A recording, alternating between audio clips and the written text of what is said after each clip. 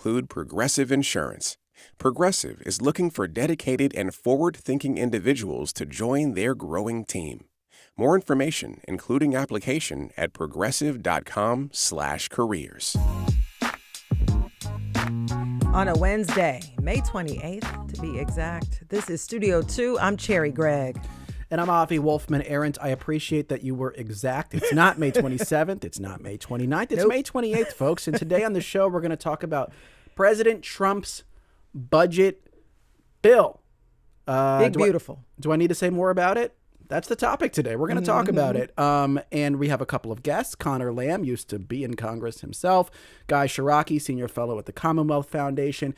And of course, we want to hear from you. As always, what do you think about President Trump's budget bill? What do you like or dislike about it? Of course, we'll dive into the details later this hour. But again, that's the question for you. Give us a call, 888-477-9499. You can email studio2@whyy.org. Or if you're on YouTube, hello, drop a comment in the chat. One thing that people do remember is the name of this bill. One Big Beautiful Bill Act. Yeah. You can't forget it. I mean,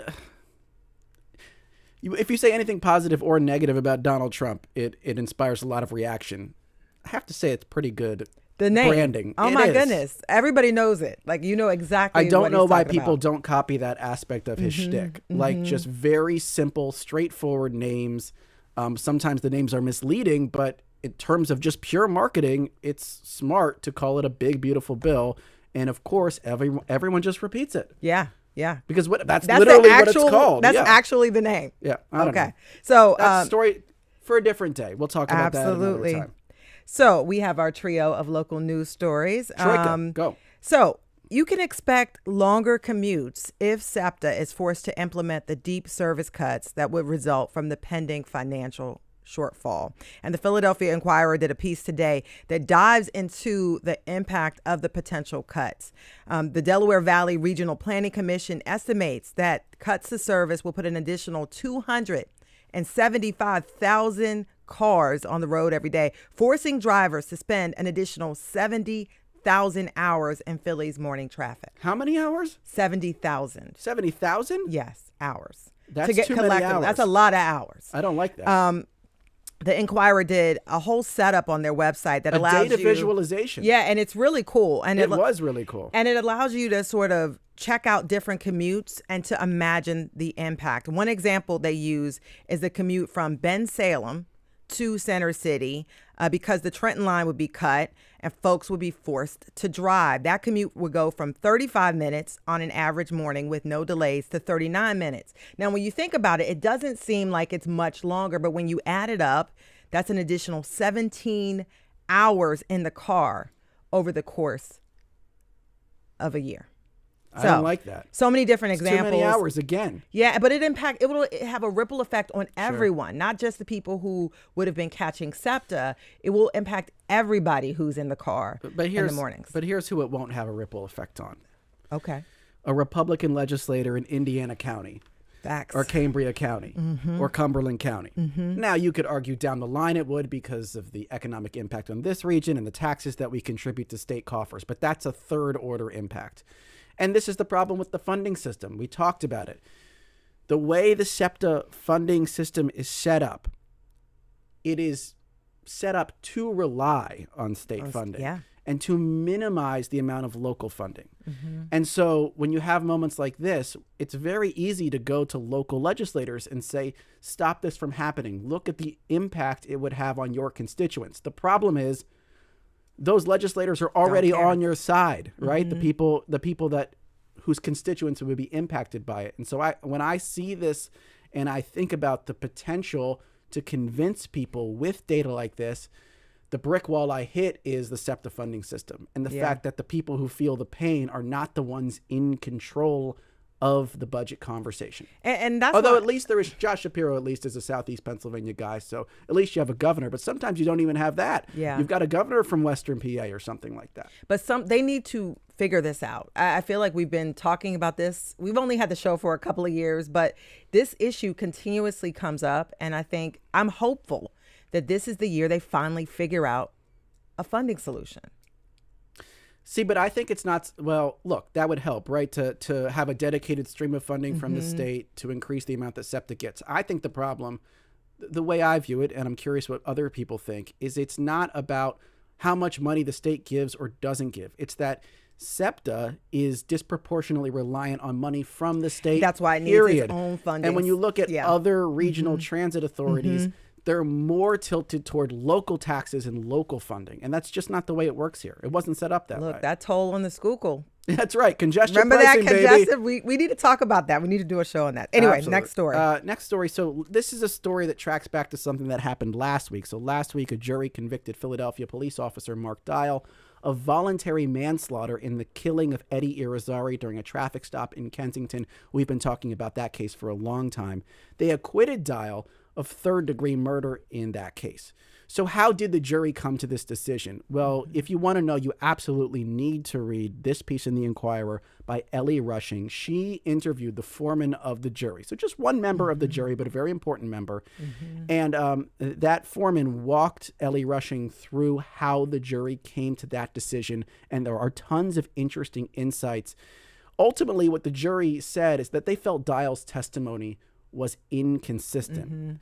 Dial said he thought that the knife that Irizarry had on him was a gun. That's what the officer said. But then the officer also said that he couldn't see much because of the glare from the rolled up car windows in the car that Irizarry was in. Also very interesting, the jury took issue with the way that Dial's attorneys, the defense attorneys, described the neighborhoods where Dial patrolled. War zones, They referred to them as war zones. And what the foreman told the Inquirer is that these are the neighborhoods we live and work in, and we did not appreciate them being referred to as war zones, and we didn't appreciate that as a justification for shooting a man. Yeah.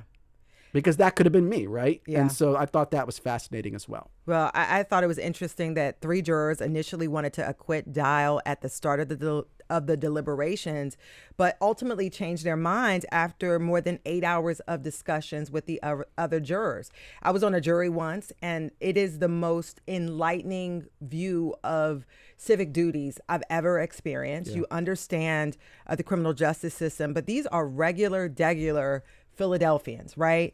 And they take their duties so seriously. And these jurors listened to each other. They scoured the facts. They picked apart Dial's testimony, and ultimately they had questions about whether he in fact thought Irizarry had a gun. And so they came to the conclusion they wanted to be fair. And to me, it said a lot about our justice system, right? It said a lot about the care that our citizens have. And I think we need this type of insight. That's why I love this story so much. We need this type of insight and pull the cloak back and really see how the deliberations go. And talking with that foreman was great. The jury system is not perfect, but it is in many ways miraculous. It is. When you see how it works from the inside. One more thing I'll add.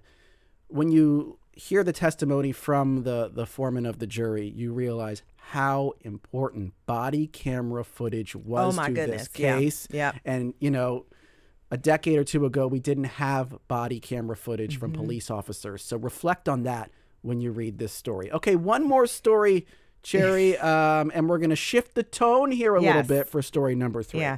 Well, Philadelphians love to grill, Avi. Do they? More than other people? Or? We do it on stoops, sidewalks, street corners. I've seen a grill at all these places. Okay. But recently, when the aroma of charcoal grilled burgers wafted through Rittenhouse Square, somebody got big mad. They did. Philly dramatic setup. Oh my God. Philly Mag's Victor Fiorello did a story a few days ago about the outrage in Rittenhouse Square over a resident who she basically took to the neighborhood Facebook page. She posted a photo of the incident. We posted it on our YouTube. Who complained to all who would look at the post about folks literally, setting up a grill in Rittenhouse Square and grilling out. The reaction, of course, was mixed from the folks who commented. So Philly Mag, they did the labor of researching where you can actually grill in the city. Where you're allowed to grill. Where you're actually legally allowed. Yeah. And apparently Rittenhouse Square is not one of those places. So not surprised. So this person who was big mad in the Facebook group was actually right. You cannot camp in Rittenhouse Square. You cannot start fires using portable devices like grills Right. in Rittenhouse Square. And there are apparently 20 designated Philly parks where you can grill, 159 designated areas in those parks. Like Pennypack Park, right? There's a whole map that Philly Mag included in there. East and West Fairmount Park, to name a few. And they have grills, and those grills may be gross, so you might want to bring your own. But there are places. Yeah. So your thoughts? Yeah, Avi Wolfman I'm Aaron. curious for your thoughts. You're very passionate about this story. You were surprised you're not allowed to grill in Rittenhouse Square? I didn't see people like actually. I've never seen anyone Right. grilling, so I would think you couldn't. But I didn't think it would be that big of a deal if you did. Well, I don't think it's a big deal. Yeah. I wouldn't have like Told 'em. snitched on the person. That I think like it's not doesn't offend me, but of course like it's a very dense area. You It definitely is. would not want lots of people lighting fires. Definitely not. I would have asked for a burger though. I'd have been like, "Look, man, this is not legal, but if you give me That's burger why you need to know the laws, because then you can blackmail someone. with charcoal Yeah, burgers. say, look, I just looked up the city rules and regulations. You're not allowed to do this, but for a burger, I could overlook it. By the way, the map that Philly Mag put together was interesting in one regard. There are almost no parks where you're allowed to grill in Greater Center City at all. Almost all of the parks where you're allowed to grill are on the fringe. Yeah, because the whole center is just empty. There's no docks. Exactly. It's a grill desert. Yeah, I will say I did learn you're not supposed to grill on the rooftop deck. I did not know that, but lesson learned. That seems like common sense. Let's grill some people about the budget bill coming up on Studio 2. We want to know how you feel about the so-called big, beautiful budget bill act. Give us a call, 888-477-9499, or email studio2@whyy.org. Stick with us. We'll be right back on WHYY.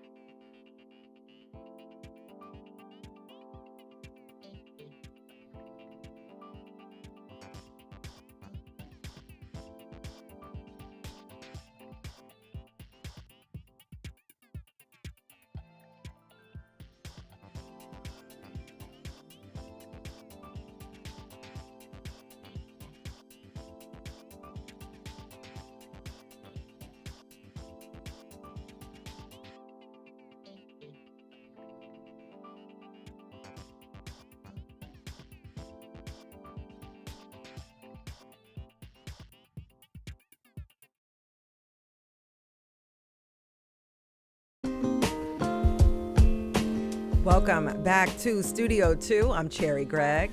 And I'm Avi Wolfman Arendt. The bill is big, but beauty, well, that's in the eye of the beholder. House Republicans passed a sweeping budget proposal last week. It could become President Trump's signature legislative accomplishment, but first, it has to get through the Senate. As written today, the One Big Beautiful Bill Act cuts Medicaid spending by adding a strict work requirement, directs more money to the military and immigration enforcement, and gives Americans a roughly $4 trillion tax cut. Will it pass? Should it pass? And how would this bill change America? For those questions and more, let's bring in Connor Lamb, former Democratic congressman for the 17th District in Western Pennsylvania. He's also a lawyer at Klein and Spector. Welcome to Studio 2. Thanks for having me. And with us in studio is Guy Shiraki, senior fellow at the Commonwealth Foundation. Guy, always nice to have you on the program. Great to be back. And our question for you, our listeners, this hour is this. What do you think about President Trump's budget bill? What do you like or dislike? We want to hear your thoughts. The number is 888-477-9499. You can email studio2@whyy.org. And if you're watching on YouTube, be sure to leave your comments in the live chat. Connor Lamb, let me start with you.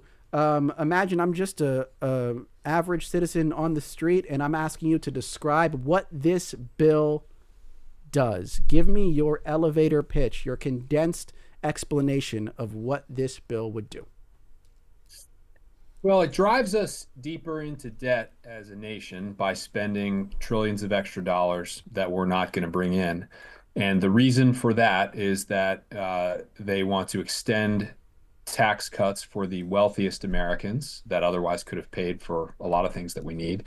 It also will take away healthcare and food assistance from millions and millions of Americans. We don't know exactly how many.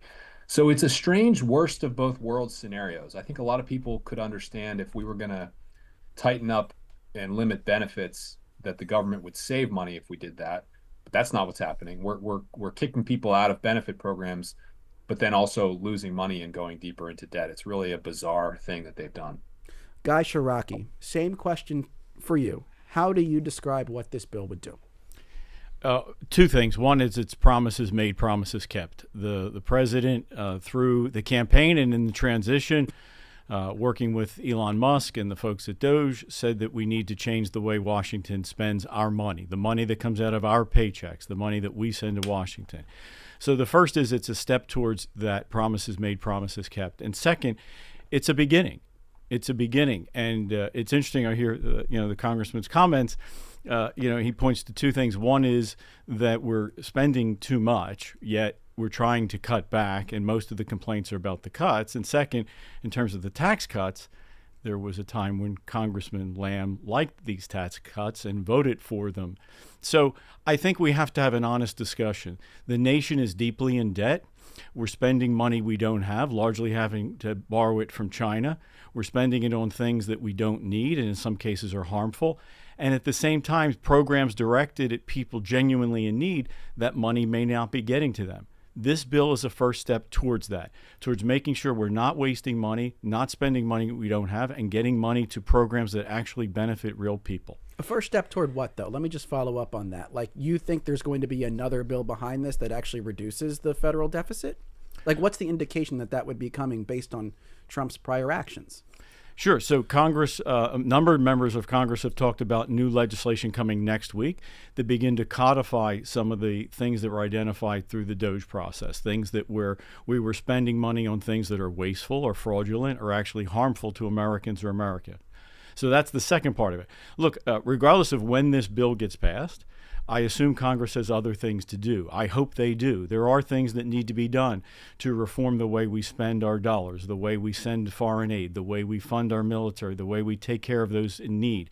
So this is a first step. So I see this as an important kickstart, but clearly there'll be more legislation coming down the road. And we have to have an honest discussion about how we're using the dollars. Prior to COVID, the federal budget was not quite $4 billion. It's now going to break $7 trillion. We've doubled spending. COVID's over. The baseline for spending... $4 trillion to $7 trillion. $4 trillion, yeah, correct. Just to clarify. Because that would be really big. Yeah, that would be a big jump. Yeah. But we have to really begin to get back to the way spending should have been in 2020.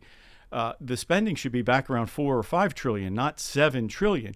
And if every time we talk about reducing funding in foreign aid or to some nonprofit or to some organization like Harvard, if every time we attempt to cut money, they're screaming, we're never going to have an honest discussion about how that money should be spent. And quick follow-up to you before I play a clip, because I got to ask you this. Is this the time to really go deeper, giving deeper tax cuts, Guy?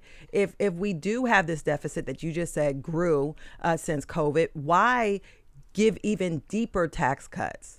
One, because if we don't renew the Trump tax cuts, it would be a tax increase of about $2,000 on the average family in America. So one, we have to keep the tax cuts of 2020 in place, otherwise it's a tax increase. And secondly, every single tax cut going back to President John Kennedy has resulted in the federal government's revenue growing.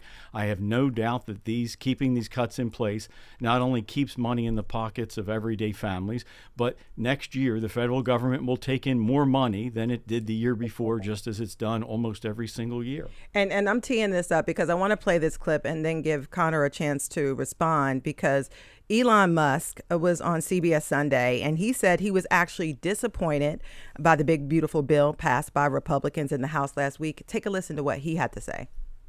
So, I was like disappointed to see the massive spending bill, frankly, which increases the budget deficit, not just decrease it, and undermines the work that the Doge team is doing.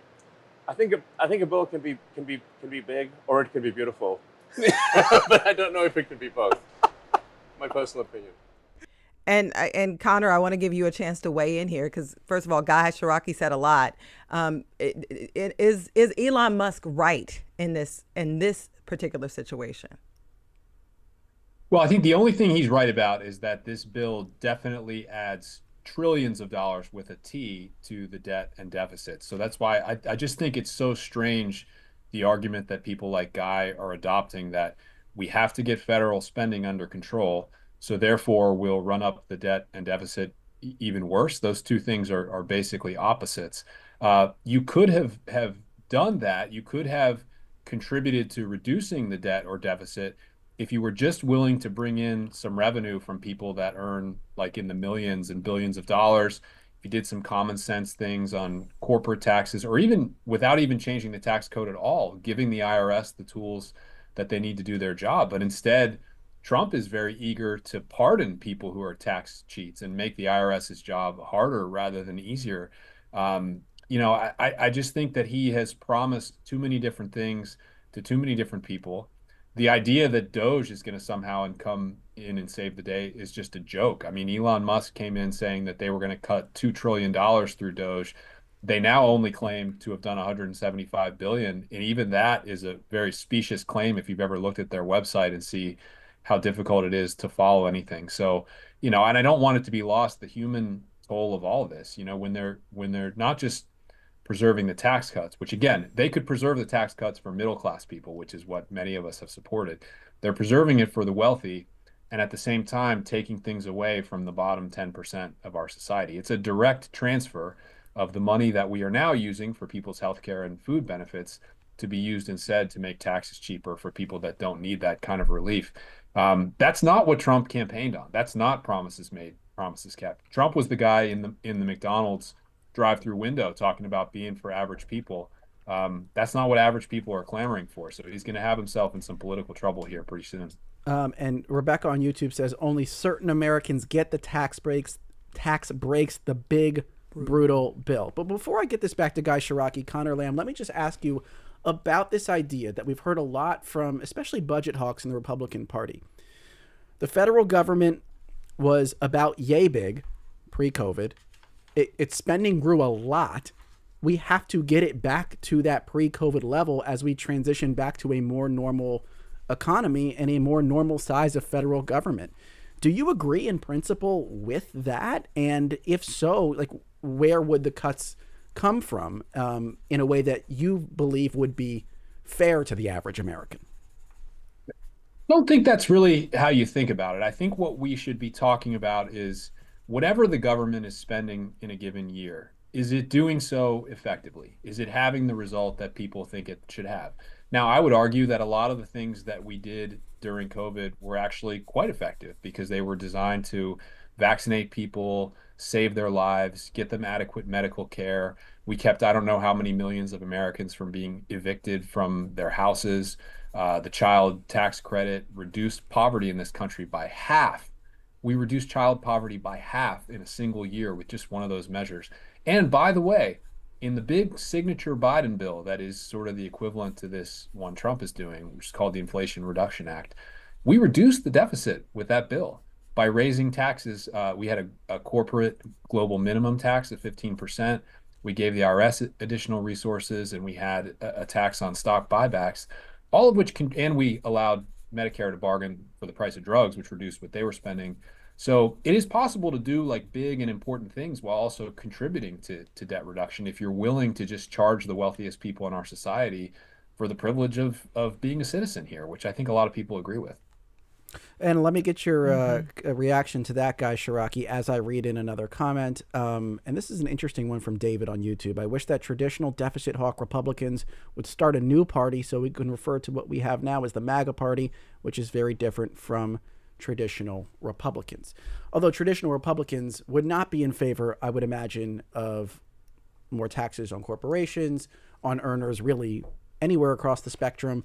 So, Guy Shiraki, if this is the new populist Republican Party, why not raise some taxes on wealthier Americans or restore old tax rates on wealthier Americans to pay for some of the other tax breaks and the other investments that Trump wants to make? Because we have a spending problem, not a revenue problem. The federal government takes in more than enough money. We spend more than we take in. They spend more than we take in. Congress and the president of both parties have spent exponentially more dollars than we bring in. We should stop finding ways to take money out of the economy, to take money out of the pockets of small businesses, to take money out of the pockets of everyday families, to send it to Washington. We have to find ways to keep more money in the economy, more money in people's pockets, more money in businesses to create jobs and create growth, and stop looking at ways to send more. What I think is interesting is through this whole debate, whether it's been today with Congressman Lamb or with others, through the DOGE process, there has not been one program that any Democratic member of Congress or any Democratic spokesperson has come forward and say, this program could be cut. This program could be eliminated. We don't need to do this anymore. We spent exponentially more dollars for the COVID emergency. It's over. Right. It's been over for years. We need to get back on a path. And here, when we begin to talk about reducing some spending, again, if we want to have a debate about how to cut it, I wish this did more. I think many Republicans wish it did more. This is the best more bill in what that area, just specifically? Across the board. Yeah. Across the board, we spent too much. We spent too much money. And look, on the whole issue, again, of Medicare, I want money to go to people in need. 30-year-old single men who are able-bodied should have to work. Some of them may find gainful employment and the problem is solved. Some of whom are getting a benefit without having to work or contribute. A generation ago, that was something that everybody agreed to. President Clinton signed bills to that effect with fanfare. That was something that Republicans and Democrats agreed to a generation ago. The suggestion now that an able-bodied single person should find work or volunteer or otherwise not get benefits is somehow viewed as draconian or unfair when it's something that 8 out of 10 Americans agreed to a generation ago. How can we ever begin to discuss reducing spending on social programs, on grants, on aid, on foreign aid, if every time we attempt to reduce a dollar, there's screaming and wailing about how this is going to be dramatic? Senator Schumer said that children will starve if this budget is put into effect. I defy him to prove that. We're going to spend $7 trillion. How is any child in America going to starve? If that happens, it's not because of a lack of money. It's because some government program or some agency we hired failed to do their job. It's not a revenue problem. It's a spending problem. I want to ask you this follow-up, Guy, because one of the things that President Trump said was don't F with Medicaid. He said that. And this big, beautiful bill passed by Republicans in the House by one vote, would cut hundreds of billions from Medicaid. It would put in all sorts of requirements. At the same time, DOGE has cut workers from the federal government. And I mean, a lot of people, many Democrats, all the Democrats are taking issue with this because it's going to muck up the system. And instead of sort of just touching the people you talk about who may be abusing the system, that it could affect people who actually need it. How do you respond to that? Well, first of all, I think we're talking about Medicare, not Medicaid. Medicaid, yeah. Right. So again, but if we can't have the conversation, if every time we say we should reduce spending or that some people taking money from a program aren't eligible for it, if it gets reduced to some child's going to starve, how did we get there? If saying that able-bodied single people ought to find employment or find volunteer work to contribute in order to receive a benefit, and that as a result some will find jobs and not need it, or some will find other ways to contribute, how does that get down to a 3-year-old child starves? How does a single person with no child not getting a benefit? But that's not really answering the question, though, Guy. I mean, the question is, the president said, "Don't F with, right. Don't," and this is sort of really going at the heart of something that many Americans in the districts that voted for Trump do care about. Right, and what it'll actually do, well, first of all, with all due respect to the president, he's the president. He gets an oversized voice. He doesn't get the only voice. Members of Congress get input too. And again, we have to have this. I mean, is it good when Donald Trump's a dictator or bad? He made an opinion known. He has to compromise, just like to get the bill passed through the House, that they compromise. Again, I think all of us want to make sure that people genuinely in need, people that are truly in poverty, people with genuine disabilities, the hurricane victims in North Carolina, all Americans understand the social compact of helping those people. What we don't understand is sending money around the world to agencies that don't really help our national interest, or spending money on an agency, on a Medicare program that is supposed to help those in need, that is helping able-bodied people. That's unfair to taxpayers. We are borrowing money from the Chinese to pay for a government we can't sustain. Let's get money where it belongs. And if every time we talk about reducing it, or slowing the growth, right, if there's wailing and we talk about starving children, we can't have an honest discussion. Let's get some comments in now from our listeners. Lucy in Allentown says, I think I've never been more terrified of our federal government. There's nothing in this bill that should be passed. Everything seems to gut what I believe the federal government should be doing. Jeff asks, can your guests explain what part of the bill benefits the wealthy with a tax cut? So I'll put that to you, Connor Lamb. The Democrat argument here is that this is a massive wealth transfer from the poorest to the richest. Explain how, if it's largely keeping in place some tax cuts that had already been passed. Sure. And I would just point out, I'm not wailing or screaming. I'm just trying to point out the logical results that follow from the bill like this as it's written. So what it does for the wealthy, the one new provision is that it expands the carve out for very wealthy people's estates or inheritances. So now it goes all the way up to $30 million.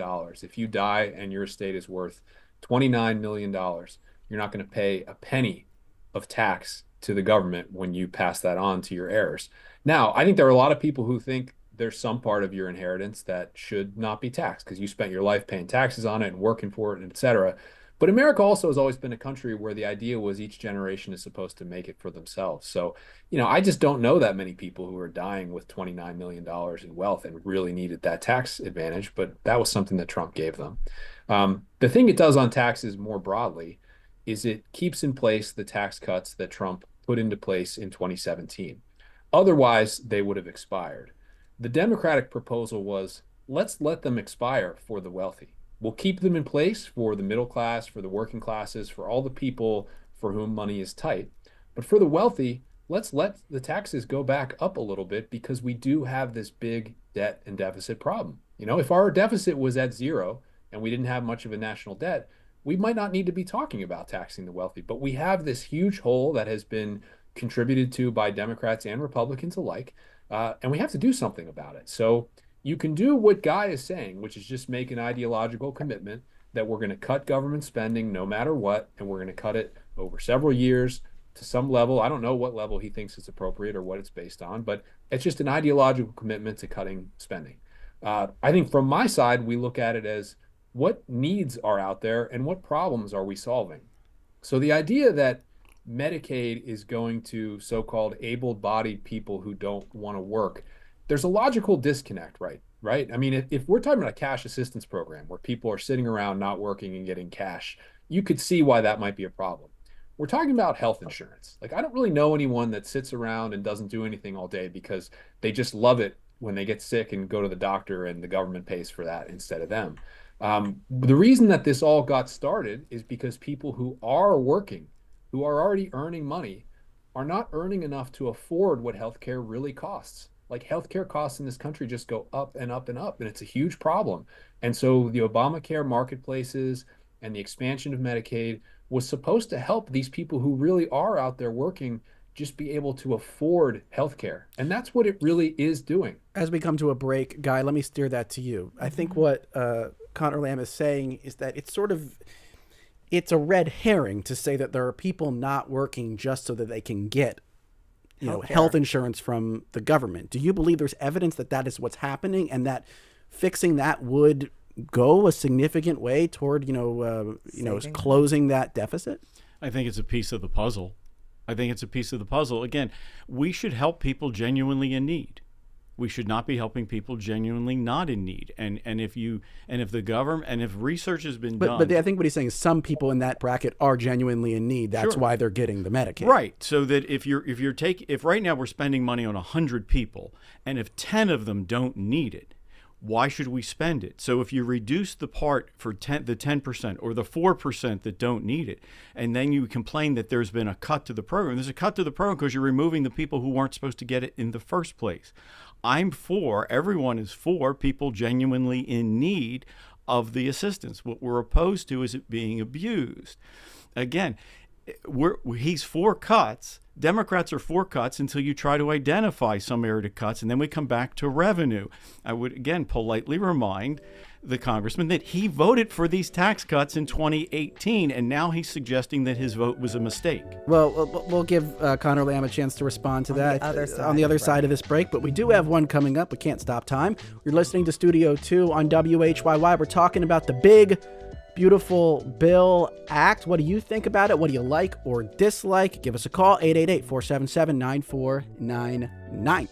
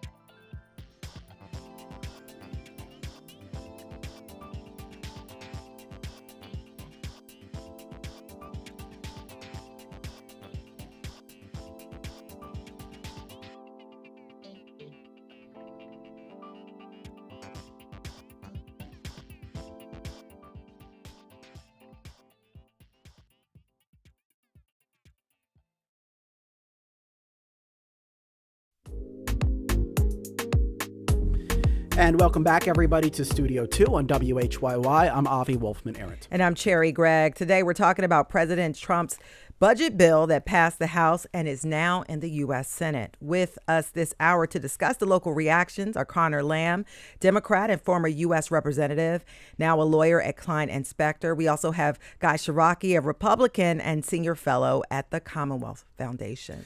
And of course, we want to hear from you, as always.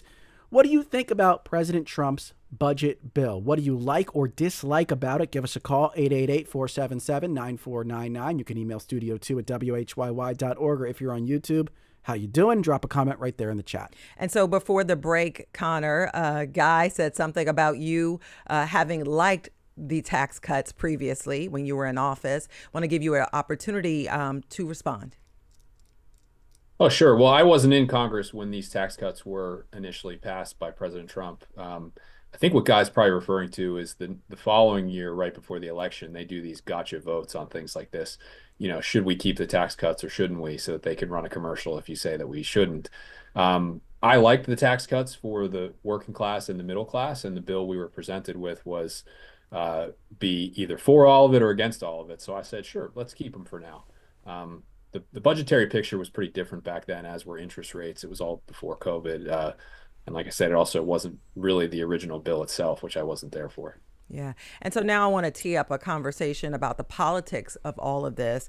And Senate Minority Leader Chuck Schumer spoke on social media last week after the House Republicans passed President Trump's big, beautiful bill. And here's what he had to say. It is no wonder that Republicans had to pass their big, beautiful bill.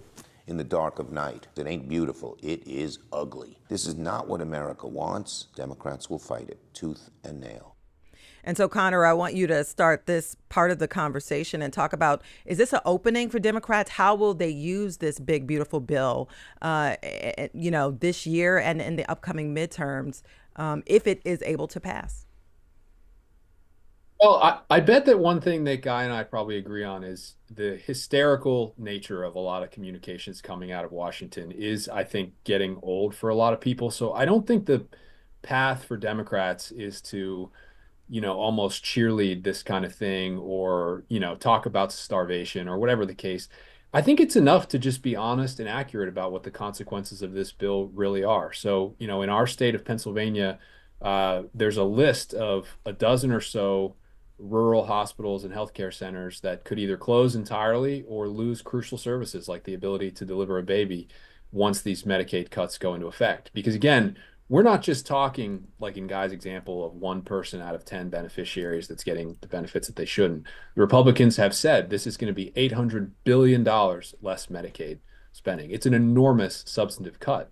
And so not only are people going to lose their coverage, but even if you're not on Medicaid, the healthcare center closest to you might close because of this. SNAP is another great example. It's used by a lot of seniors that are working and just trying to make ends meet and need a little bit of help. These kind of things are going to hit people in the gut because it really wasn't who Trump said he was going to be. And I think if we can just present that in a factual and clear way for people, that the choice is, do you want to keep these programs that really do help make life affordable for the average person? Or do you want to spend, the government's money on making life even easier for wealthy people? That's going to be the campaign issue in 2026. And Guy, how do Republicans counter that? And I'll also throw in here, because Connor Lamb talked about local impact, also these clean energy tax breaks. You can pull up a map of where they were being used to invest, and a lot of that is in rural communities across Pennsylvania. A school in Indiana County, for instance, or a senior center in Cambria County. These are not real examples, by the way, but they're like that. They're out there, and I could give you some real ones in a moment. But Guy, what's the counter message to that, especially in communities where there is ground level impact on these programs, or in the other case, the clean energy tax breaks? I think the message and the takeaway is pretty straightforward, is that Washington's broken. We're spending too much money. They're spending too much of our money, and most of us don't think that they're using the money wisely, and in some cases we think the money's being abused or wasted. And the takeaway is that most Democrats seem uninterested in participating in how to solve it. We are now into the 5th month of the Trump presidency, on the heels of a bad economy with trillions of dollars in debt. We're trying to turn things around, and almost no Democrat seems willing to want to sit down and say, here's where we can cut, here's where we can eliminate, or here's where we can fix things. That's the problem. I think if we continue on that path nationally, not only will things be more divisive, I think the Democrats are playing a risk. And as somebody who would like the problem solved, I would prefer these were solved in a bipartisan, overwhelmingly supported way, the way that President Clinton was able to do things, the way that President Reagan was able to do things. But if every time we talk about a reduction, we have these fights and we talk about starvation and children in need and all this stuff. So the politics of it is this. The Republicans have acknowledged what the voters believe, that is, Washington is broken. The Democrats seem unwilling to participate in that debate. Chuck Schumer is the leader of the Democrats in the Senate, and every time we talk about restructuring government or how to use dollars wisely or how to stop wasting money overseas, we get these horrific speeches. The Democratic Party has to decide, do they want to participate in the debate or not? Well, let me flip that real quick and just say, they might, Chuck Schumer, if he was here, might say, every time we talk about restructuring the tax system, the tax incentives, the way corporations, the wealthy, are taxed, there is the same reaction on the Republican side. They're not willing to put some more money in the coffers so we can get this thing in balance. The way to put more money in the coffers is to grow the economy.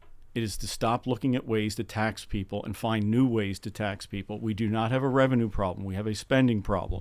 If the economy is growing, revenue will go up. If the economy is vibrant, if we are creating jobs, if people's wages are going up, if their savings are going up, more revenue comes in. The way to grow the government to the extent we need to, which is really not the biggest problem, but the way to do it is through economic growth and to stop looking at ways to tax people. Without employers, we don't have employees. We should stop looking at ways to punish people people who are successful. And we have to begin to have real cuts, and not Washington cuts. Not Washington cuts where we typically grow things at 10%. Instead, we grow them at 5% and call it a 50% cut. No tax increase even on the wealthy. You think no tax increase. We don't need more money. The federal government will take in more money this year than it did last year. We need to find a way to slow the spending and stop wasting the spending. And if you want to come to energy, we're sitting in the midst of a state that has more energy than Saudi Arabia. Let's get our natural gas out of the ground, lower the cost of living in Pennsylvania, and create thousands of jobs. And I want to bring in, we have a bunch of callers. People, you sparked something, Guy. And so we want to bring in Kate from New Jersey, who's on the line. Kate, you're on Studio 2. What's your question or comment? Thank you. I laughed out loud at Guy's absurd comment a little while ago that only people, quote, only people who really need the money should get it. I would like to remind Guy that a lot of us don't have any money and that the billionaires are the people, the very people who do not need the money. Wake up, mister. Thank you. That is Kate from New Jersey. I want to bring in another caller. We have Gary from Mount Airy on the line. Gary, you're on Studio 2. What's your question or comment? It's a comment, and that is that the big elephant in the room that nobody ever talks about, including NPR, is that it's the military-industrial complex and how we spend half our budget on the defense budget. That's where all the waste, the fraud, and abuse is going. We're spending now $95 billion per year on the modernization of our nuclear weapons. That's $1 trillion over the next 10 years just on that ridiculous weapon system. And yet both parties, 90% of Democrats vote for the quote test military budget, 100% of Republicans. They're both bought off. Nothing will change until we stop voting for people that are taking money from the military-industrial complex and are afraid to stand up against it. Thank you so much. That's Gary from Mount Airy. Also, Judy says maybe not spend so much on military. Guy, your comments on that, because there's been an increased military budget. There's, and people have said, and Trump has admitted that there has been waste in military spending. Why not crack down on that versus some of the poorest Americans? Sure. Well, first, I'm glad I gave somebody in New Jersey a laugh, if nothing else. So I think we should. I think DOGE should go to the military. I think to the men and women who are putting their lives on the line around the world to defend us, their equipment should work and not $1 should be wasted. I think we have a moral obligation both to the carpenter in Downingtown who's paying taxes and to the service member who's stationed in Japan that we not waste $1. So I think DOGE should go to the Pentagon and make sure. And if we're lining the pockets of lobbyists, if we're lining the pockets of dictators, if we're wasting money, go to it. I don't think there's one serious public official who would be opposed to that. At the same time, things cost money. Ships cost money. Tanks cost money. Drones cost money. The men and women in service deserve an honorable pay. So let's get rid of it. I'm all for it. I'm all for cutting the waste, fraud, and abuse in every single agency. The Pentagon is no different than the Department of Education, no different than the Department of Labor. Let's make sure not one dime should come out of anybody's paycheck that's being wasted or abused. I'm all for it. Connor Lamb, you were in the service, so let me get your take on that. Lots of times Democrats are opposed to cuts of any stripe when it comes to the social safety net. But what about spending on the military? Is that an area where we talk about reduced government spending that the government could take some action? The challenge with the military discussion right now is that the mission of our military has changed pretty dramatically in very recent history. So for a lot of my adult life, it was these wars in Iraq and Afghanistan and the overall war against terrorism. And that required, certain types of weapons and troop deployments and all the rest. And sort of very recently, all of that has shifted. We're worrying again about a great power war with China or Russia or a combination of them and Iran. And we have to make a lot of new investments. You have the rise of AI at the same time, very much affecting drones and new styles of warfare. And so I think I would agree with everything Guy said about how every dollar has to be accounted for and nothing wasted. But we're probably at a moment where the challenges of the present day are going to require us to make some new investments in things we don't already have, to be ready if that horrible moment comes when, China invades Taiwan or whatever the crisis is. I also just wanted to quickly, if I could, address the previous caller's question from New Jersey who said, a lot of us don't have money. I think that's one of the big differences between how I'm coming at this and maybe how someone like Guy is that when you're in office and you're talking to constituents, you find out that their overall concern, their number one concern is never in the abstract, what is the size of the government? Their abstract or their concerns are very concrete. They are, what can I afford today? And there is a big affordability crisis in America on just really basic things, whether it's healthcare or school or the cost of your first home or whatever the case. And so a lot of these things that we are advocating for when it comes to Medicaid or food assistance are things that are just supposed to help the average person just a little bit, maybe have a little bit more breathing room in their family budget. And if it requires a little bit more government spending, then it's actually responding to the real needs of the people that we represent. And you can pay that by the people who've gained so much at the top of the economy. And I want to bring in another caller. We can squeeze one in. Danielle from Delaware County is on the line. Danielle, you're on Studio 2. What's your question or comment? Hi, my name's Danielle, and I live in Delaware County where another hospital, Crozier, has just closed, which is a massive concern for our entire community. And I also wanted to say I am also a Medicaid recipient. I grew up working since I was 16 years old. I had the misfortune of getting diagnosed with cancer, like so many people, was on a health care plan, and after my diagnosis got kicked off and had to scramble. I'd never been on Medicaid or any kind of aid, and oncology social workers helped me to do that. And I'd like to let people know it's also a freaking full-time job. It's literally what I do to make appointments to this day. I've had that for pay before, but I am concerned because our budget reflects our priorities, and what is not reflected is everything we pretend we care about. We don't care about our children. Otherwise, we would, take care of the basic needs, which all human beings have. Food, shelter, clothing, and an actual really quality education about not just our country, but the global environment we live in. There are so many cultures now. We're obviously all connected.